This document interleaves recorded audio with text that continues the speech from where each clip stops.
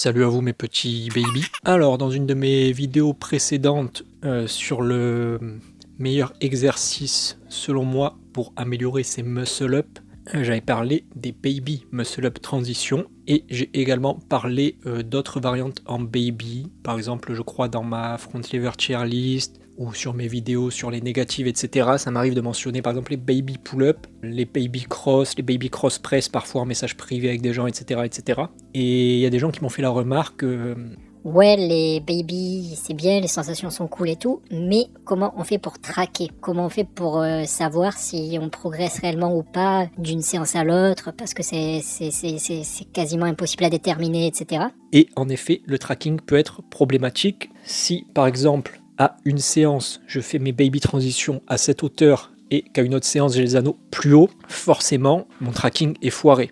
J'ai beau faire 2 reps de plus avec les anneaux plus hauts, ça ne veut pas dire que j'ai progressé, vu qu'avec les anneaux plus hauts, c'est plus facile. Et c'est une remarque tout à fait pertinente. Je crois que j'en parlais dans ma vidéo sur les baby muscle up transition, du problème éventuel du tracking, mais je vais essayer de développer un petit peu aujourd'hui et vous donner quelques pistes pour avoir un meilleur tracking sur vos baby. Déjà, le premier point, c'est d'avoir un repère, tout simplement. Donc par exemple, si je fais mes baby muscle up transition, je vais regarder, je vais placer mes anneaux à une certaine hauteur quand je me tiens devant. Donc là par exemple je sais que c'est juste au-dessus de ma ceinture. Et du coup à la séance d'après, si je veux travailler à la même intensité, j'ai juste à mettre les anneaux à la même hauteur. Si vous avez des sangles millimétrées comme moi, c'est encore plus simple, vous avez juste à les mettre par exemple à la hauteur 14 à une séance, puis à la hauteur 14 à la séance d'après. Quand ça devient trop facile, vous passez à la hauteur 13, etc., etc. Mais si vous vous entraînez tout le temps au même spot, c'est pas très compliqué de faire du tracking. Vous avez juste à mémoriser ou à noter dans votre carnet d'entraînement l'endroit où vous placez l'anneau par rapport à votre corps, éventuellement avoir un repère au sol si vous avez un dallage ou quoi,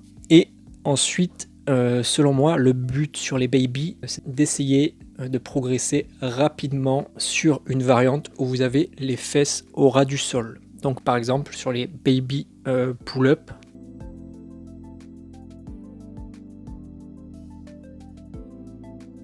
ça donnerait ceci.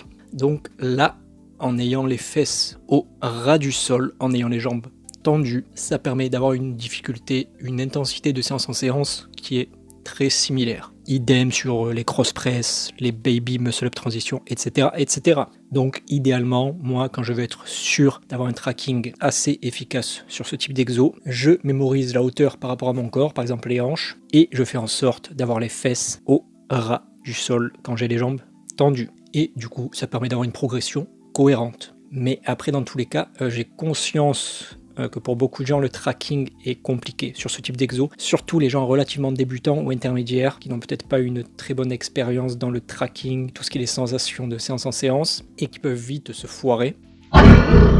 Et c'est pour ça que généralement j'utilise ce type d'exo en exo secondaire ou en exo d'assistance pour beaucoup de choses. Par exemple pour la traction un bras, je trouve que les baby one arm pull-up sont un très bon exo avec plein d'avantages, mais généralement ce que je fais, ce que je périodise pour la one arm pull-up, c'est des tractions lestées en exercice principal, coude vers l'avant toujours, et en exo secondaire, un peu de baby one arm pull-up. Et là, on a le meilleur des deux mondes. Et on va dire les petits problèmes des répétitions en baby ne sont pas très graves, car en fait, si vous progressez sur vos tractions coude vers l'avant, ça vous permet d'être assez serein côté tracking. Et après, rapidement, pour parler d'un autre souci que je vois souvent sur les baby, c'est les gens qui dénaturent trop le mouvement et qui du coup disent que ça leur plaît pas parce qu'ils trouvent que ça engage pas les mêmes muscles, etc. Et dans la plupart des cas, ce qui se passe, c'est tout simplement que les gens s'allongent au lieu de garder les fesses sous les anneaux. Donc par exemple, sur des baby one arm, les gens vont être plus ou moins comme ceci.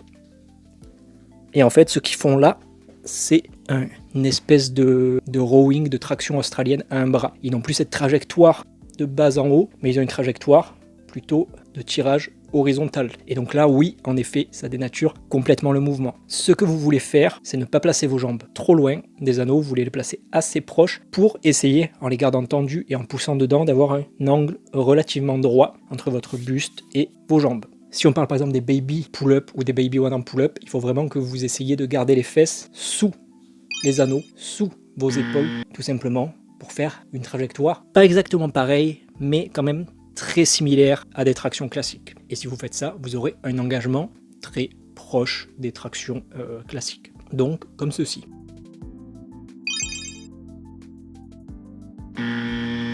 Et donc même logique sur tout ce qui va être baby cross press, etc.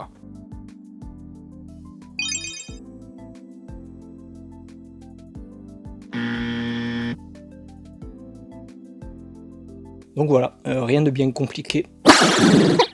Faites en sorte d'avoir vos pieds assez proches des anneaux pour pouvoir garder vos fesses bien en dessous de vos épaules et des anneaux. Donc voilà, c'est tout pour ces 2 petits tips sur les baby. J'espère que c'était clair. Comme d'habitude, si vous avez des questions sur ça ou sur d'autres sujets, si vous voulez en débattre ou si vous n'êtes pas d'accord, n'hésitez pas à m'envoyer un message sur mon Insta ou à laisser un commentaire sous la vidéo. Et je vous dis à plus.